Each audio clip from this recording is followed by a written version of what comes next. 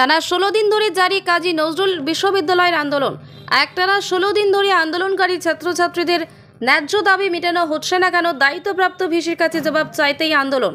তাদের প্রধান দাবির মধ্যে হচ্ছে ছাত্রছাত্রীদের টাকায় কেন ইউনিভার্সিটি 80 লক্ষ টাকা আইনি খাতে খরচা করলো তার হিসাব চাওয়া হয়েছে এবং বিভিন্ন বিভাগে ছাত্রছাত্রীদের ফিস বর্ধিতকরণ করা হয়েছে।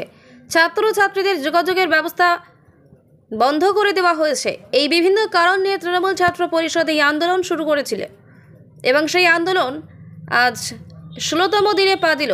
ছাত্র নেতা অভিনব মুখার্জি বলেন, দায়িত্বপ্রাপ্ত ভিসির সাহস থাকলে তিনি ইউনিভার্সিটিতে এসে তার হিসাব দিতেন, কিন্তু তারা অন্যায়ভাবে ছাত্রছাত্রীদের টাকা বিভিন্ন খাতে খরচা করেছেন, যেটা আইন বিরুদ্ধ। যতদিন না ছাত্রছাত্রীদের দাবি মেটানো হচ্ছে এই আন্দোলন চলবে।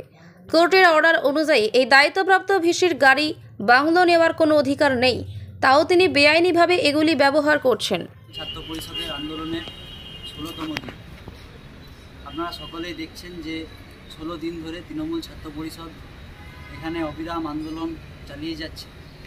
তবুও সম্মাননীয় ভিসি স্যার, যার অপেক্ষায় আমরা বসে আছি, তিনি আমাদের কোনো কথায় কোনো কর্ণপাত করছেন না এবং স্টুডেন্টদের যে সমস্ত দাবি দেওয়া সেগুলো শুনছেন না। আইনি খাতে কত পরিমাণ টাকা খরচা হয়েছে সেটার শ্বেতপত্র প্রকাশের দাবি আমরা জানিয়েছিলাম, সেই দাবিও পূরণ হয়নি। আমাদের একটাই দাবি যে এই যে এত টাকা ইউনিভার্সিটির ফান্ডে খরচা করে দেওয়া হচ্ছে, সেই টাকাগুলো ফিরে আসুক ইউনিভার্সিটির ফান্ডে এবং ছাত্রছাত্রীরা তাদের যে সমস্ত সুবিধা পাওয়ার কথা সেই সমস্ত সুবিধাগুলো পাক। আজকে এত বড় একটা বিশ্ববিদ্যালয়, নিজস্ব গার্লস হোস্টেল নেই, সেখানে মেয়েদের অন্যান্য হোস্টেলে রাখা হচ্ছে এবং সেখানে তাদের প্রচণ্ড অসুবিধা হচ্ছে। নির্দিষ্ট ক্লাসরুম নেই, ক্লাসরুমের অভাব, ছেলেদের জন্য পর্যাপ্ত পানীয় জলের সুযোগ সুবিধা তারা পাচ্ছে না। এইরকমভাবে একটা ইউনিভার্সিটিকে কিভাবে শেষ করে দেওয়া হচ্ছে তার সাক্ষী আপনারা সবাই।